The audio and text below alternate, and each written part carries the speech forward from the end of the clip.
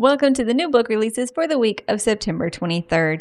I'm Morgan, and I hope you find something to pick up off this list. We'll have timestamps in between each of the genres that we talk about. Starting with Romantasy this week, because it felt weird to keep putting it in front of YA, House of Magic and Fire by Sherilyn Kennan. Take back your kingdom. Unicorns and dragons never mix. For centuries, they've been bitter enemies and their kingdoms at war, but desperate times call for desperate measures. Tanis's beloved older brother and heir to their throne has been slain by a human who continues to flaunt her brother's death. But Dash Courier de Noor isn't just any unicorn. As the High King, he's the most hated and feared of his breed, and he's his own mission. And on his own mission, when the dragon, Tanis, crosses his path to reclaim his sister's horn that was brutally taken. So both of them have horns, dragons and unicorns. In a world built on magic, blood, and betrayal, no one can trust anyone. With the bounty on their heads and assassins and enemies out to claim them both, they must somehow learn to trust each other or they'll watch their kingdoms burn.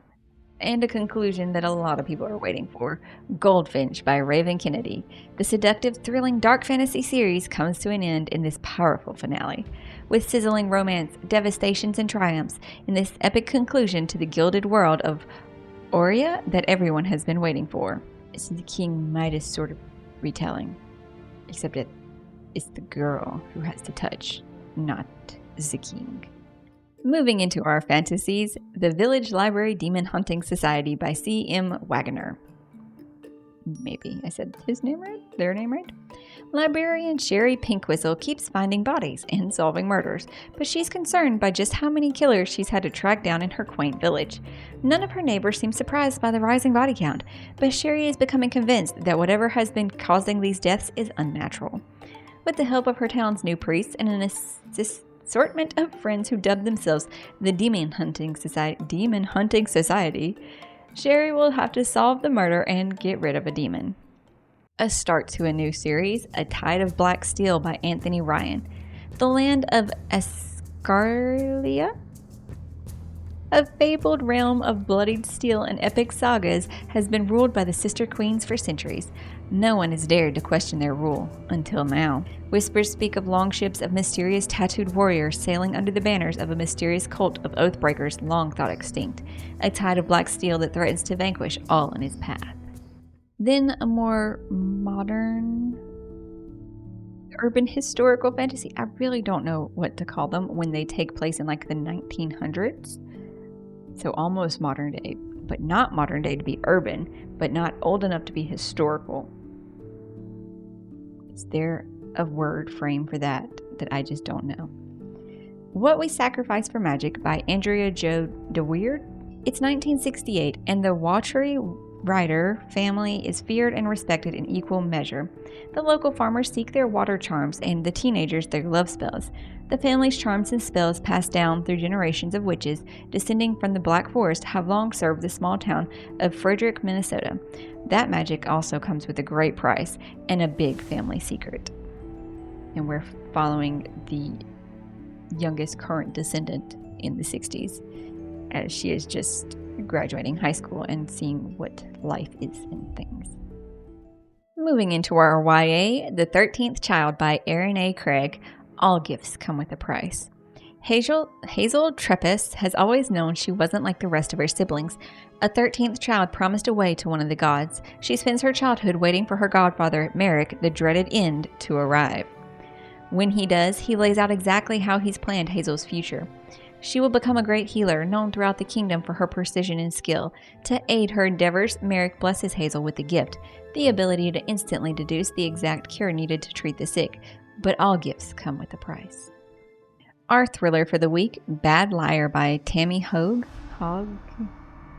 This is part of a series, maybe? They're at least connected by the detectives in it. It's the Broussard and Fourcade series. Small town labels are hard to shake.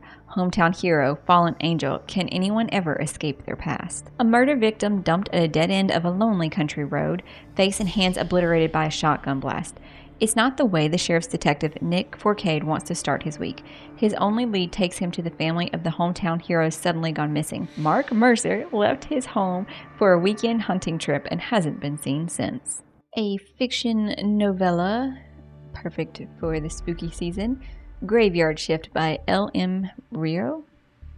Every night in this college's ancient cemetery, 5 people cross paths as they work the late shift: a bartender, a rideshare driver, a hotel receptionist, the steward of the derelict church that looms over them, and the editor-in-chief of the college paper, always in search of a story. One dark October evening in the defunct churchyard, they find a hole that wasn't there before, a fresh open grave where no grave should be. But who dug it, and for whom? On to our fiction of questionable pronunciation, Intermezzo by Sally Rooney. Peter is a Dublin lawyer in his 30s, successful, competent, and apparently unassailable. But in the wake of their father's death, he is medicating himself to sleep and struggling to manage his relationships with 2 very different women. His enduring first love, Sylvia, and Naomi, a college student for whom life is one long joke. Ivan is a 22-year-old competitive chess player. He has always seen himself as socially awkward, a loner, an antithesis of his glib elder brother. Now, in the early weeks of his bereavement, Ivan meets Margaret, an older woman emerging from her own turbulent past, and their lives become rapidly and intensely entwined. Then we have Wrath of the Triple Goddess by Rick Riordan.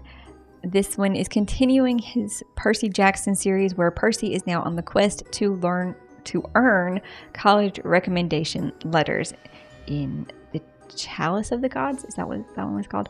He was getting his first thing, and in this one he has to pet sit the goddess Hecate's polecat and giant mastiff during Halloween week. What could go wrong? Our last book of the week is The Most Boring Book Ever by Brandon Sanderson, and illustrator is Kazu Kibushi. It doesn't even look that hard. I can't speak today. I should not have tried to do this today. In his humorous epic adventure, a boy is, on one hand, having a very ordinary day. He does his math homework, his chores, and takes a nap, all while surprising adventures unfold around him involving pirates, dragons, and other unexpected perils. These are all the ones I have for you this week. I do feel like we flew through this week's list, though. Like it went much faster than I normally talk about them. Did it that we stayed on track more, and ramble less, or did I just leave out a bunch of books? Let me know in the comments down below, and hopefully you enjoyed this one. You'll subscribe and come back for next week's new releases, where maybe we have much more. Maybe it's just that the last week of the month, there wasn't that many being published. It happens. I hope you're having an excellent day, finding something great to read, and I'll see you in the next one.